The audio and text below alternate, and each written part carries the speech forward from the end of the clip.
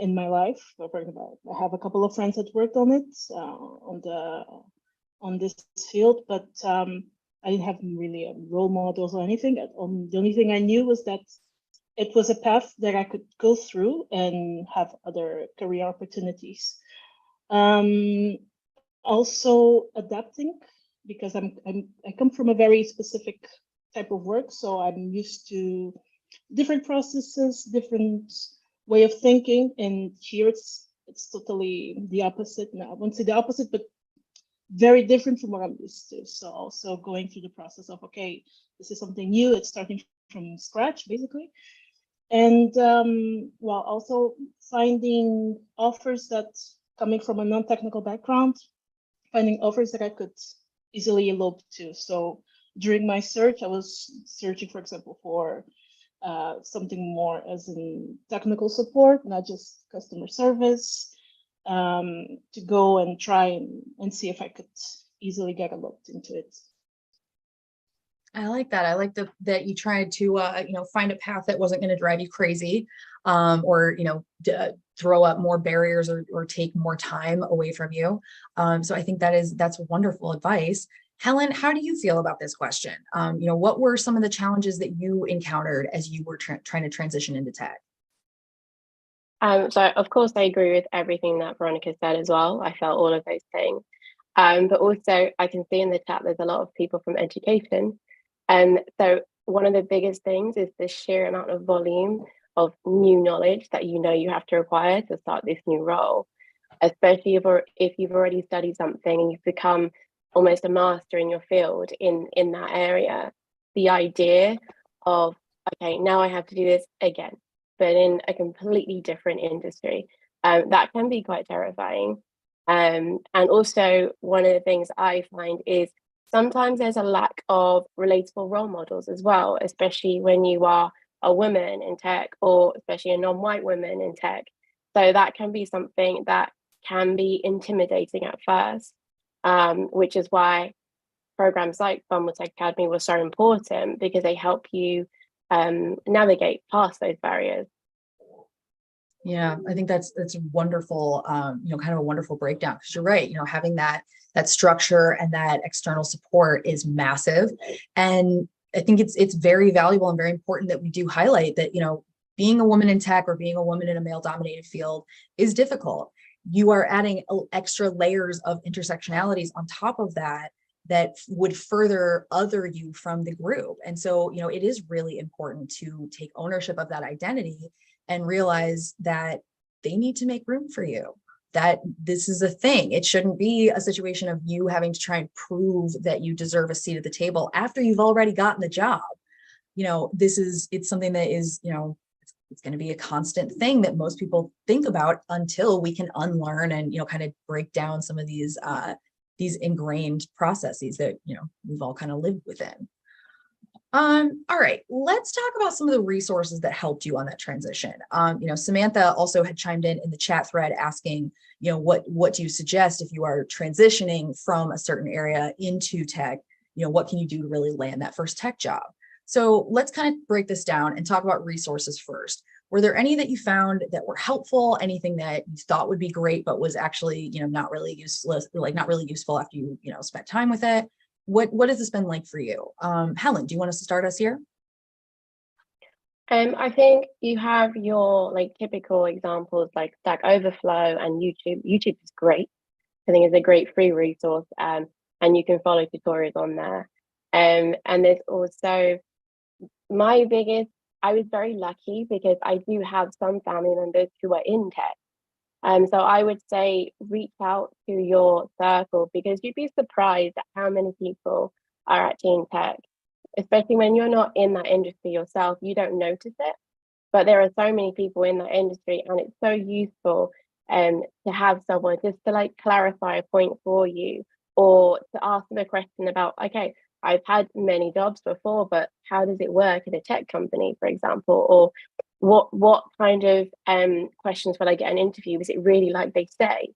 Those kinds of questions are really useful. And if you don't have anyone in your direct circle, reach out to people on LinkedIn.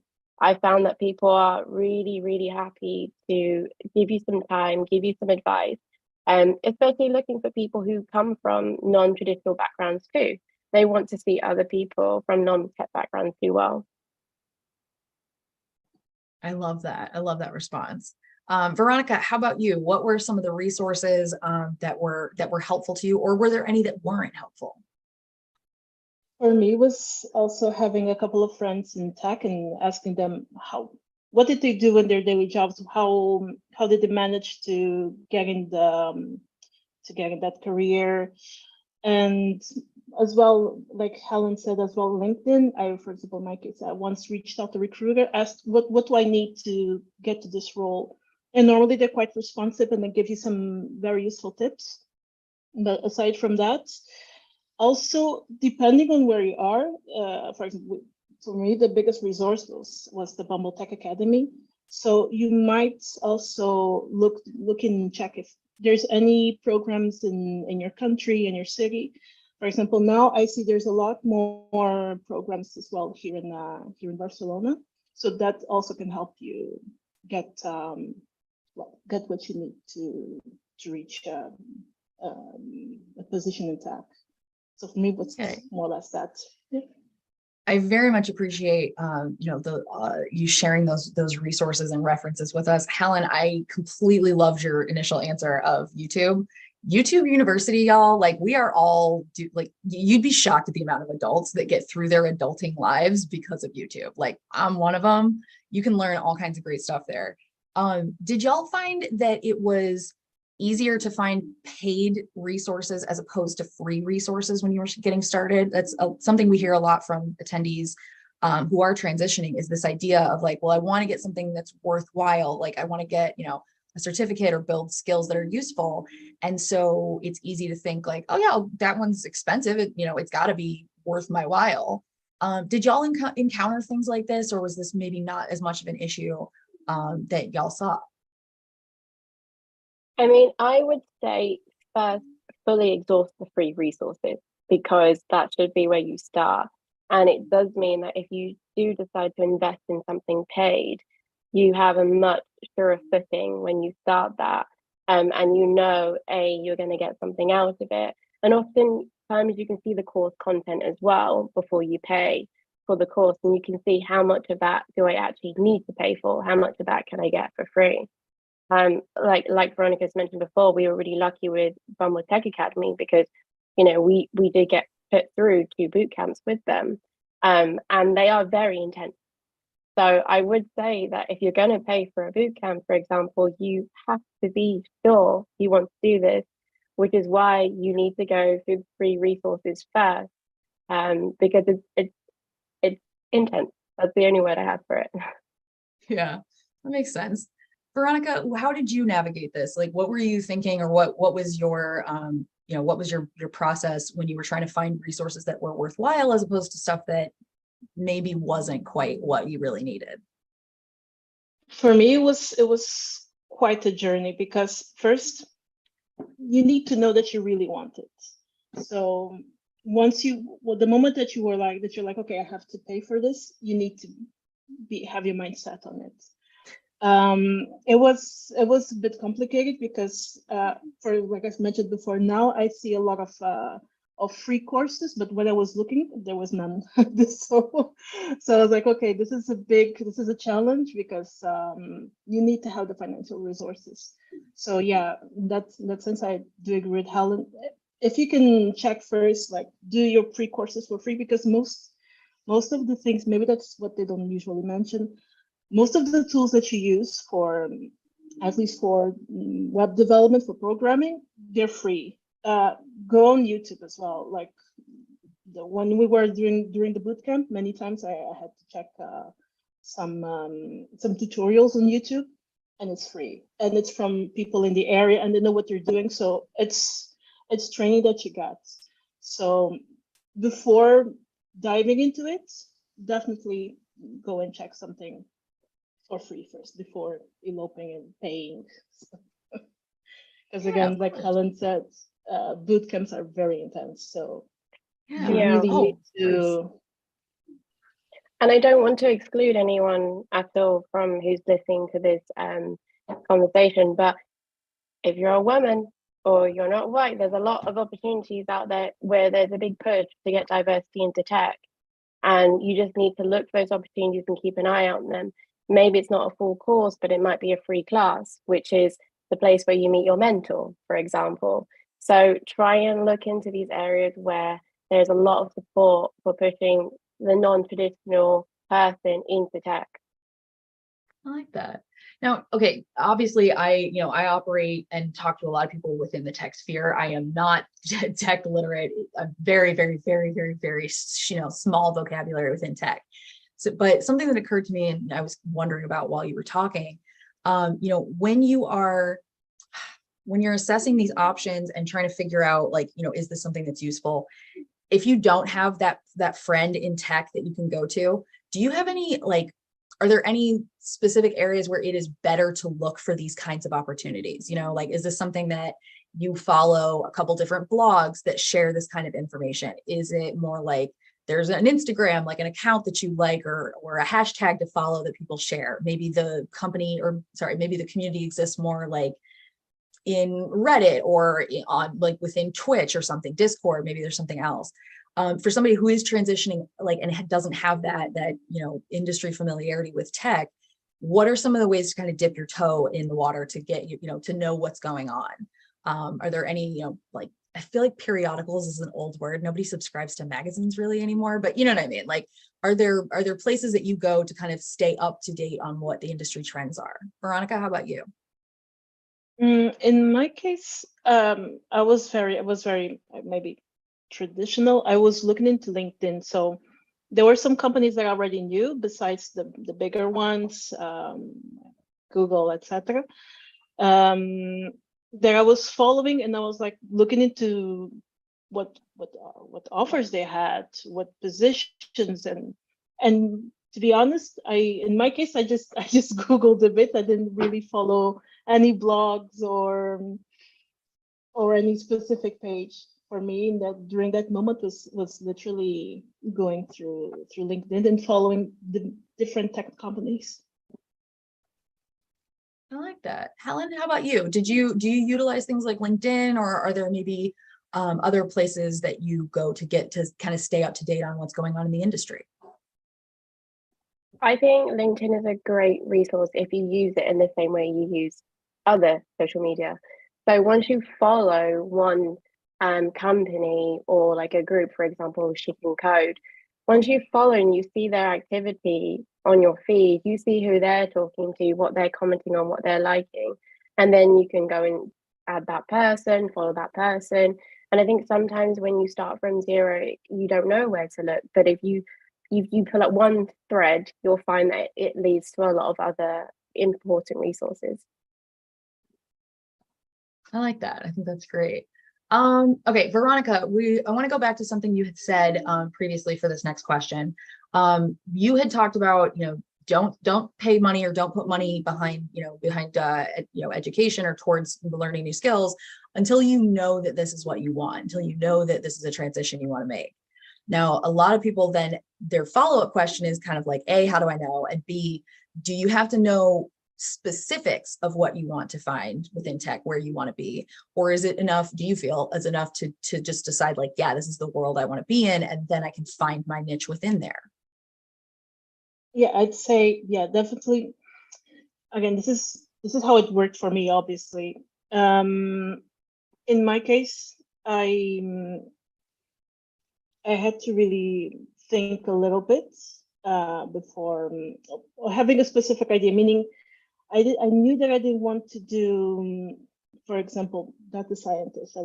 It's not for me. It's not for my personality. I need something that incites my curiosity, that makes me, based on what I had experienced. For example, I like searching. I like knowing something new. I like building something. I like to believe. Sometimes in practical terms a bit more difficult, but I like to think that I have a good abstract understanding. So I was like, okay, with these skills, again, because I also think that I'm more practical, I think with these skills I can do in this case, development or programming. So let me dwell through there, because since tech is so broad, I believe you need to know more or less where you want to be. Once you're in, you can then go through any career path. Meaning, if you start with, in our case, we're doing Android development, so it doesn't mean that I'm going to do this for the next 20 years. At some point, you can change either languages, programming languages. You can change even, for example, you go from being a programmer to being a manager, an engineering manager, for example. So it doesn't mean that you're going to stick with whatever you choose for the rest of your career, but it's good to have an idea of how you want to enter, what you want to do for starters. So from that point on, you can do anything. It's just, let's say, just to dip in the tech career. So I like that. Helen, what was it like for you? Like, how did you determine, or at least, or are you still determining your niche or your area of interest within the tech field? I think it's important to remember that there's still jobs. So you still need to know what the day-to-day involves of each person doing that role. So even though from the outside it might look like this role is super exciting because they're working with this product or they're doing this, like, ask people who are in those roles what they do day to day. If you were just coming from a position which you want to transition from, there's probably things that you know that you do like and you don't like about that job that you currently have. So if you're going to replicate the same situation in the tech industry, you're probably going to feel the same problems that you already felt or are already feeling right now. So I think it's really important to see it. Okay, it's tech, it's a new industry, it's exciting, but it's still a job. What am I doing every day? And so for me, developing is great because every day is different. I'm solving a different problem. You know, when, for example, when you're teaching, okay, you have a different class, you have a different student, but you tend to reach a point where you know what you're teaching. You've done this lesson before, you're doing the same thing. Whereas with tech, okay, you have the language and you do master that, and then you might train and do something different in the future, but the problems are unique to every day. You're going to be learning on the job every single day as well. And that's something that I was missing from teaching. I think that's wonderful. I cannot tell you, I'm loving this advice, because you're right. You know, it kind of reminds me of the same advice that people give if you're considering moving, which is that, like, yeah, you know, check out that location, but being on vacation there is not the same as living there, right?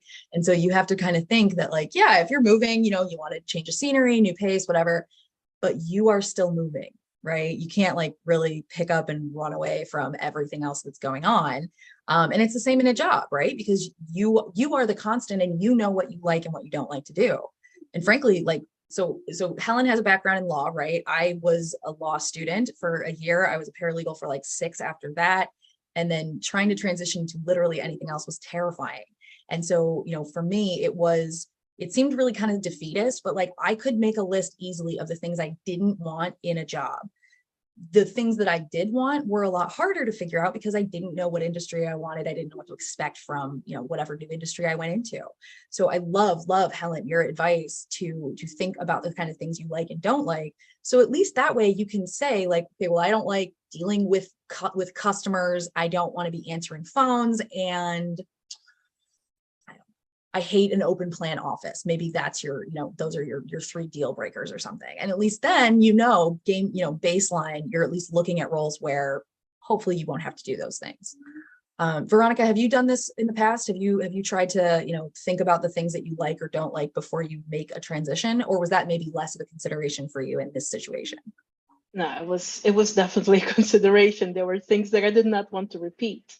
Coming from customer service, I was very much burned out, and I was like, okay, I cannot go again through a job where I have to deal intensively with clients, because at some point it's very draining.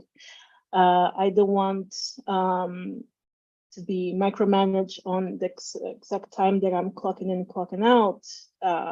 When let's say the amount of work that I'm doing while I'm there is not being accountable. They just want to see that I'm there from X time to X time.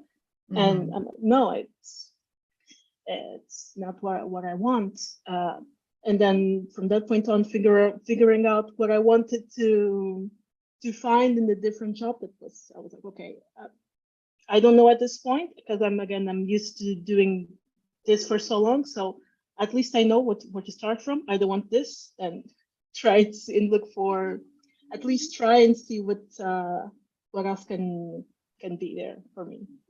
Yeah.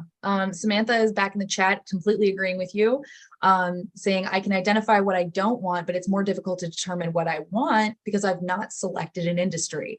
Tech is everywhere, and data analysts and business analyst roles exist across industries. So, Samantha's making a very good point, which is, yeah, tech is an industry, but it also exists within other fields and other sectors. So I think that is super, super important to remember, right? Look at the kinds of things like what do you know? What do you know? And what was the term? Unknown unknowns. Like there's known unknowns, things that you know that you don't know, and then unknown unknowns because you don't know that you don't know it. And so I like the idea of kind of proceeding from a point of what do I know now and what choices can I make as a result of that? And then once you learn more, you can be like, oh, sweet. Okay. So then how does that change? So I think that's really, really great. All right, I'm still going down through the chat here. So if y'all have questions, please keep sending them in. We did get one from Anya. Anya had asked, do you think that direct networking with hiring managers and current employees via LinkedIn is valuable within the tech industry? Now, I just want to preface this because I know we talked about it at the top, but Veronica and Helen are very new to their tech journeys. I think both of y'all are within a year or 2 years in. So, they're going to be sharing their experiences, but if you have different experiences or different things that you've found, please share it in the chat. We would love to be learning and growing from each other here. So what's your take on this? Veronica, have you done direct networking with hiring managers or current employees? Have you used LinkedIn in that way thus far?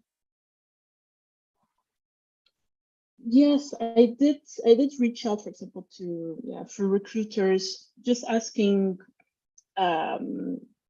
considering my current position, considering what I do, and do you think that I could easily elope or not into a position in the company? What I need?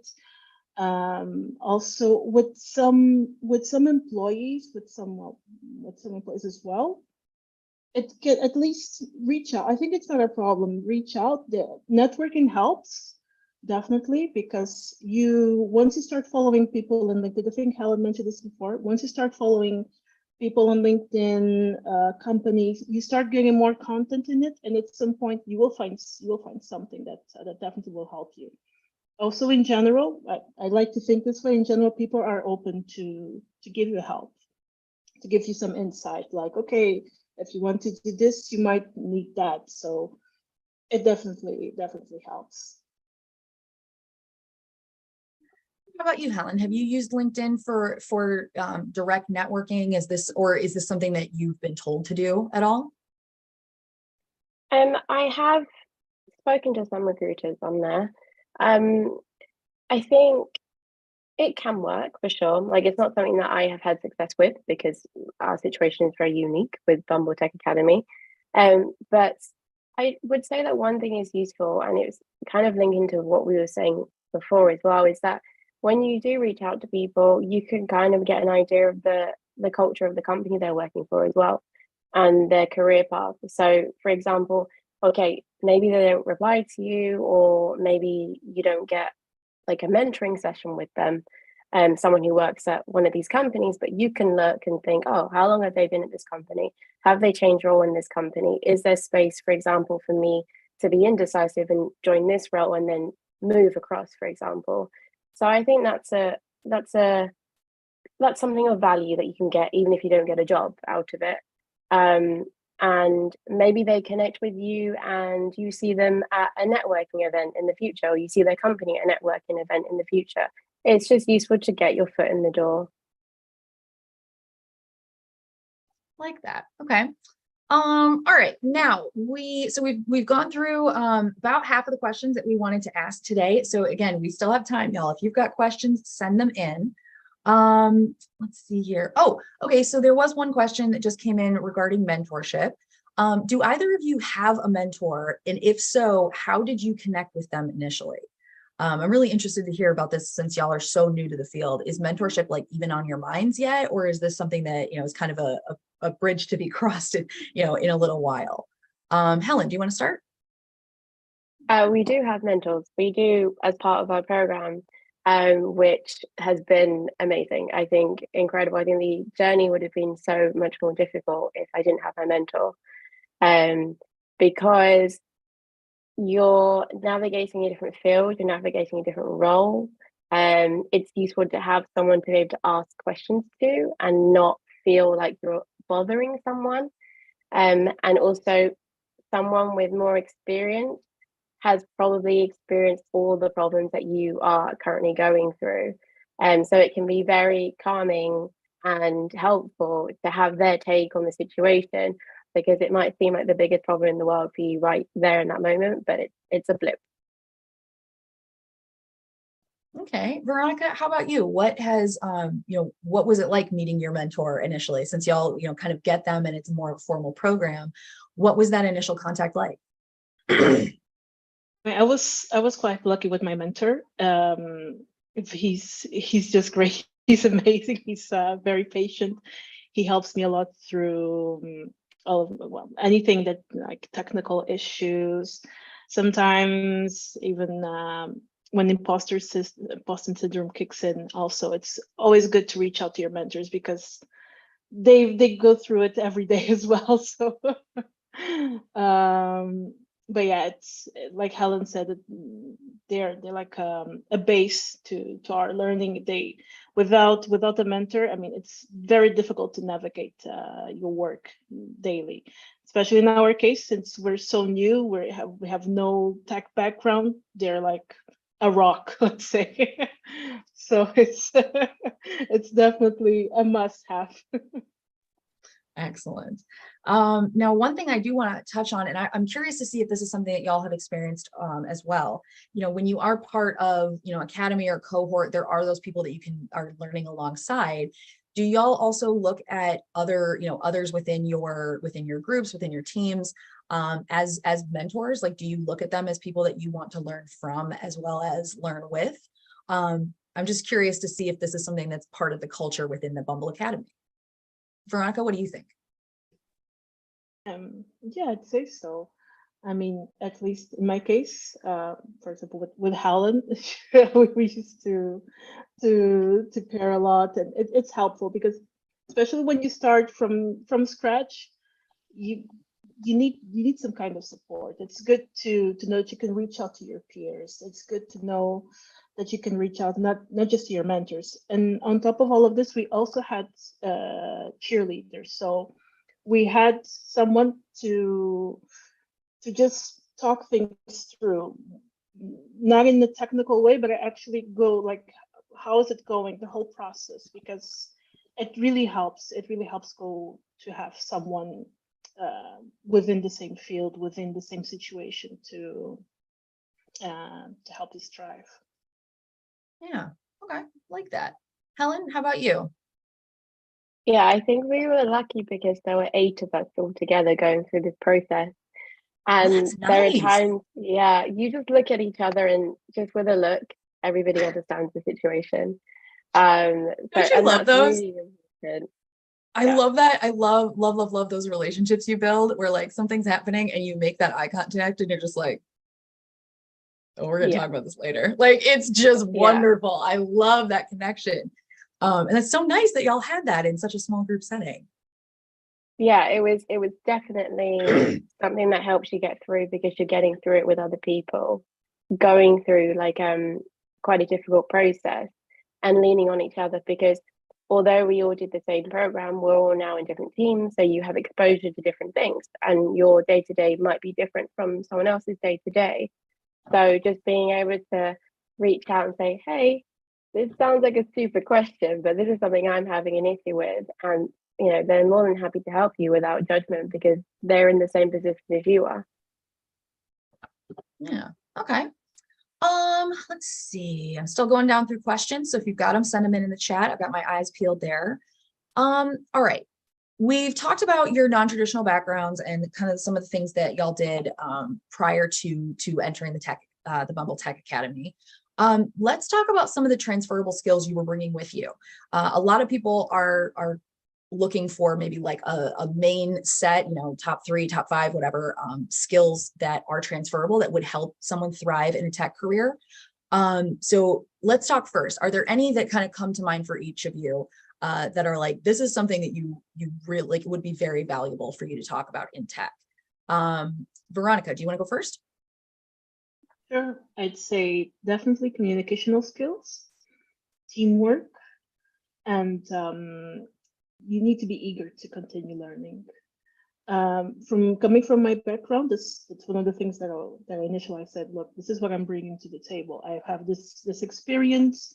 Like I said before, I'm used to working with big diverse teams, from talking to people from totally different departments.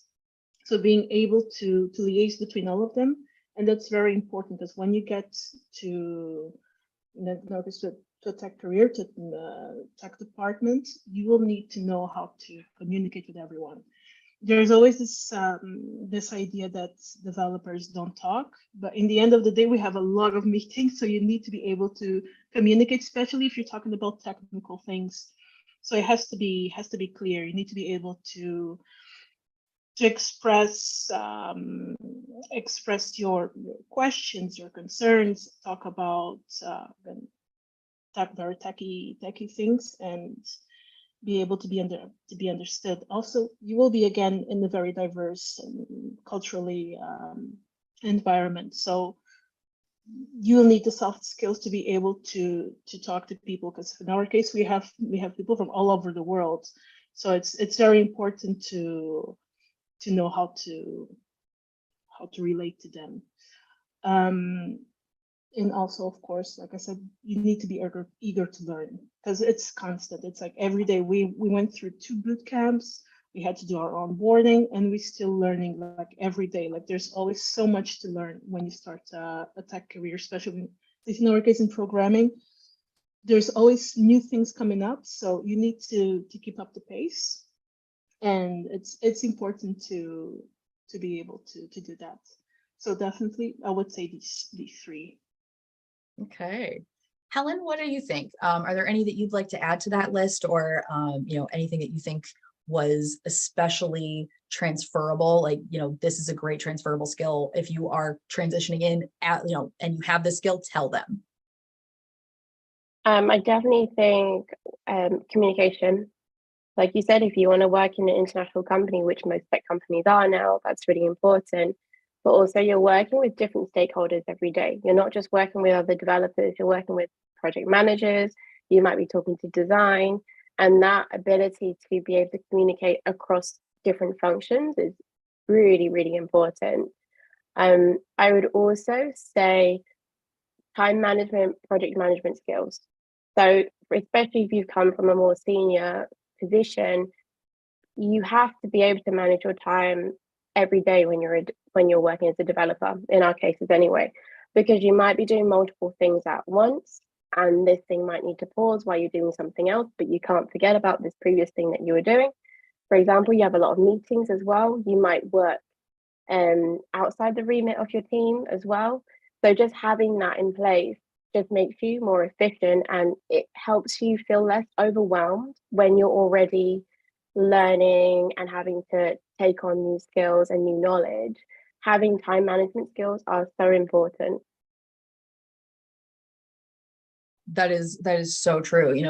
The idea, I feel like time management is maybe the new buzzword that people used to use. I feel like people used to say they could multitask, right? Like everybody was like, oh yeah, I can multitask. And honestly, I said the same thing. I can. Should I? No. But I feel like multitasking, that term started kind of getting phased out. And now we have things like communication, which is huge, as well as time management.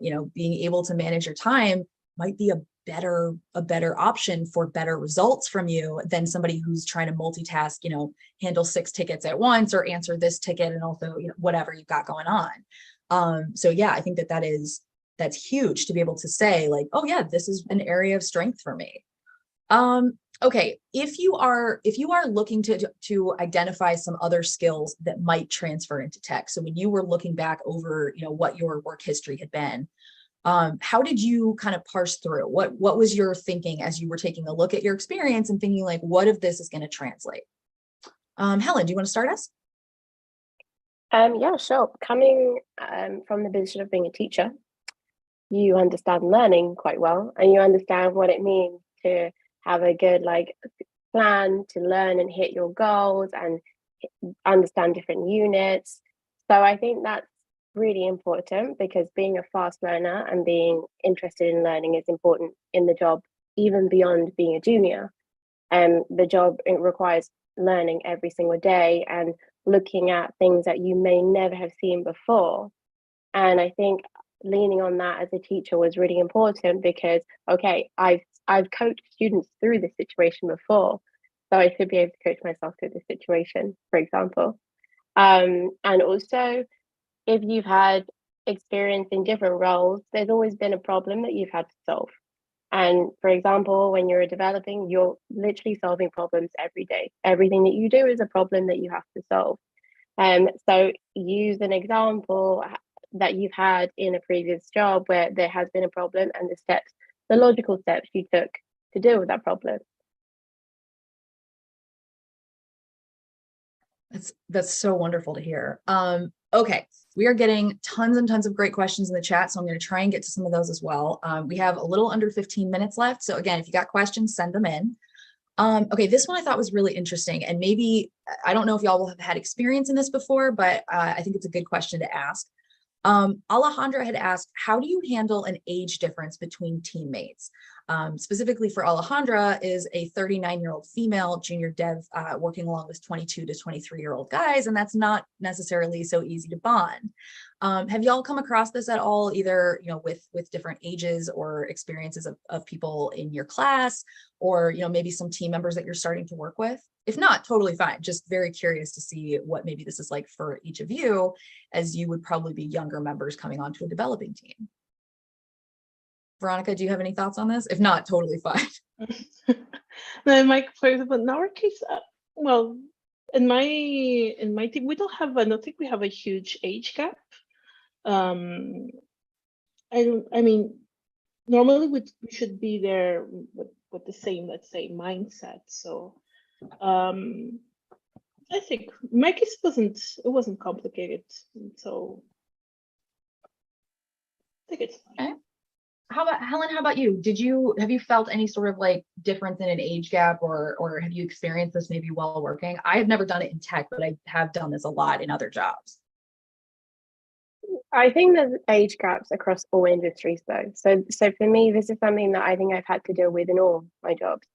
And I think the important thing is, okay, so you might not be everybody's best friend, but you can be a great colleague. And that's the important thing, to recognize that there's something that you have in common.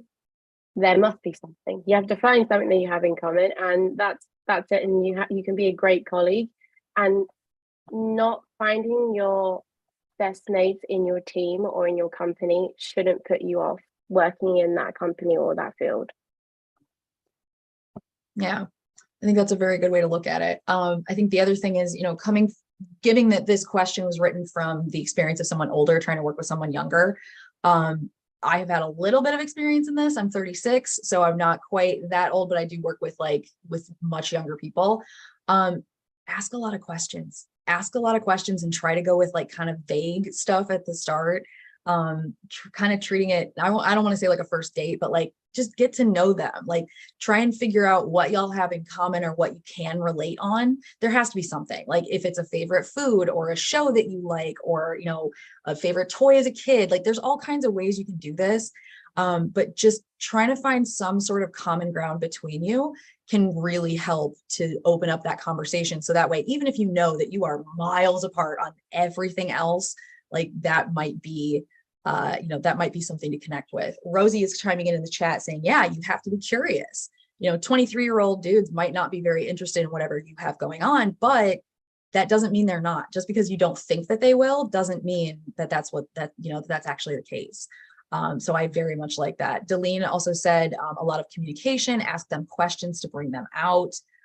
Emily is also chiming in saying she loves the idea of just being a great colleague, just doing your best, trying to be friendly with everybody. And it's not hard, y'all. You can do this. Just follow Mr. Rogers' rules and you'll be fine. Truly, like a lot of what you need to know to succeed in life, you do learn in kindergarten.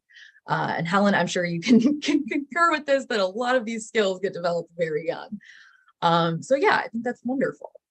Let's see. Oh, okay. So one question, I do want to float this here. I don't know that either of our speakers will be able to weigh in on it, but I did want to highlight it. Husseini had asked some questions in the chat about about disclosing something like epilepsy in an interview setting, whether it's going to count against you or whether that might set you apart and show them that you are different in some way from the other applicants for the job. I don't know, have either of you experienced this before? Have you had to have concerns about, disclosing like a health concern or like just even a personal issue to an employer? No, no worries if you haven't, totally fine. No, okay. Well, thank you to everybody that's chiming in the chat thread. I threw in an answer as well. I always disclose. I have bipolar too. So that's something that I live with. I always disclose early because it helps me to know really fast if this is a person or an org that's going to be supportive or not. But also that is a very resourced response. I have the luxury of being able to make these choices and not everyone does. So thank you for asking these questions. They're really great. And please, y'all, keep chiming in. If you have a different life experience, we want to hear about it. All right. Okay, so we do have another question. This one came from, there we go, from Samantha. Samantha had wanted to know, as someone shifting into tech, I struggle with identifying salary ranges when recruiters ask. Have either of y'all had to tackle this yet, or is this not necessarily something on your radar just so far in your tech careers? Not yet. This is not something that no, I don't think. Okay, no worries. Y'all are asking great, like the attendees are asking amazing questions. Do not feel bad about not having answers because our attendees bring the fire. It is so wonderful. But obviously we can each only speak from our lived experience. So thank you for submitting the questions, y'all. We'll try and get you some more information here. Board certifications. No, we already talked about that. Okay, so let's talk about the interview stage. You are trying to share your transferable skills, right? You want to show them off and make sure that they are well known to the hiring manager, the recruiter, whatever. What are some ways that you have done this or that you think are best to do this in the interview phase? Veronica, do you want to start us off? Sure. In my interview with Bumble, for example, I really tried to leverage, for example, my teamwork skills. I've always worked in teams, and with that always comes, of course, the communicational skills, soft skills, being able in working with different personalities, different cultures. So for me, it was very important to leverage that. Like, okay, I might not have technical skills, but technical skills is something that you learn on the way. That what I can bring this moment is this. So that, I guess, I think that was one of the reasons I was also picked. I like to think that. Yeah, in my years of customer service, it's one of the good things that I bring, because you need to know how to separate. You can have a bad day, you can have a stressful situation, but you need to be there for your team. You're all working towards an objective. It's not personal. It's just a team working towards reaching goals. So it's important to be able to work with your mates, to have a good experience. Like, you're spending 8 hours a day. Well, nowadays mostly remote, but you still have to communicate with them. So make it worthwhile. So it's something important wherever you go, whatever career you take. It's something that's always important to leverage.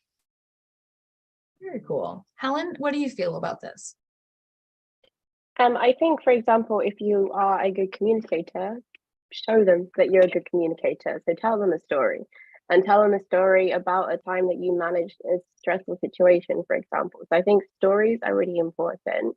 When preparing for an interview, think about a situation that you've been in, prepare yourself to tell that story. because these are things that will show the interviewer that A, you prepared for the interview, and B, that you have skills that are transferable and in situations that might happen in their workplace. So they think, okay, this is great. I would also say lean into your differences. So think about who the average person might be applying for this job and what is it that makes you unique for the job. For example, applying for a job at Bumble. Do you use the app? Do you know the app? Do you know things about the app and the culture? And can you bring things that might set you apart from other people? I like that. Okay. We are also getting, some of our also Bumble team members who are here to support Veronica and Helen are on the chat as well. So keep an eye peeled in the chat, y'all. They are sharing some amazing information. On the disclosure question that we had earlier, Christian Hoang said, as someone who is involved in the screening process at Bumble, I would highlight that showing customer empathy was a big signal for us. For many engineering roles, it's a core skill and incredibly valuable. And then Rosie also had shared earlier that at Bumble, they ask applicants, or they allow and prompt applicants to disclose things like this if they would like to, so that the interview process can be as suitable as possible for each person. So that inclusion statement can also be a sign of an inclusive employer. So I think that is very, very cool to highlight, because, if your company wants to support you in the interview phase, that's a good sign, y'all. Like wanting to make sure that the interview phase goes well is huge, because like so much of the time we feel like it's on us. Yeah. Like it feels like you're just trying to prove your worth to companies that are like, all right, bring it, show me, prove why you should be here, and making it a bit more of a relationship as well as transactional sounds more like what Bumble is intending with this process. So I love that idea. Okay, we've got only 2 minutes left. I'm so sorry we weren't able to get to all of our questions today, but I just want to make sure that we saved a little bit of time here to talk about Bumble and some of your tips here. So these are some questions that we had asked our amazing speakers before today's session. You can check out on the screen some of their answers. The one that I want to talk about are your top tips for someone who's interviewing. So when you talk about leaning into your differences, what are some ways that you all do that when you are interviewing? How do you highlight and showcase that? Helen, what do you think about this? Well, actually, going off Christine's comment as well, I have always worked in people concerned fields. So I've always worked for people and I care a lot about people, and my work has to have an impact on the person. So for me, that was something that I wanted to show, that actually beyond coding, beyond developing and the technical knowledge, this is something that I think will bring value to your company, because you're a company that produces a product for people. Yeah. So I think it was similar to what I said before. When you have something that makes you different or unique, you can lean into that and make it your strength. Okay. Veronica, what do you feel about this? Besides agreeing with Helen, for me, I would also add, in my case, bringing a business mentality, meaning I want to help the company grow. So this is my experience. This is what I can do. That helped me as well. While striving in this field. Yeah. Excellent. Love that.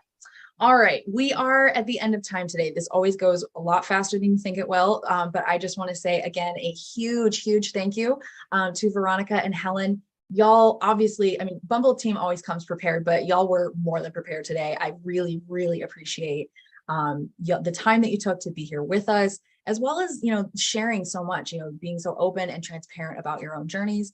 It is very impactful for our audience, and we really appreciate, that transparency and vulnerability. So thank you both for that. I also want to extend a huge thank you to our audience. Obviously, today, these events are all about you and wouldn't exist without you. I wouldn't have a job without you. So thank you so much for coming to these events and making them so interactive. I love seeing the chat, jumping off. I love seeing the connections that y'all were making, answers you were sharing. It's really wonderful. So thank you all for making this event so interactive and participatory. That's going to bring us to the end of our chat today, but I just want to remind y'all, We are here long after today's chat and learn ends. We want to be here for you at every stage of your career journey. So check out the links that I've shared with y'all. Don't forget to look at Bumble's page on powertofly.com. You can check out their open roles, apply right from our site. You can also click that follow button. That'll make sure that you don't miss when they have new roles posted. And it'll tell Bumble that you're interested in working with them even before you fill out a job app. So very, very useful tools that you can add to your job search. Thank you so much again for joining us. I hope that y'all have a happy, safe, healthy rest of your day and rest of your week. And that we will see you around here sooner rather than later. Thanks so much for joining us. We'll see you later. Bye. Bye. Bye. Thank you for coming. तो उनको पूरा करना सीखा मैंने कभी तो मैं भी नाजुक सी कली थी कभी तो मैं भी बाबा की परी थी रस्तों पे डर डर के ही तो चली थी दुनिया जो कहती थी मानती मैं सही थी पर किस्मत ने जो दिया था वो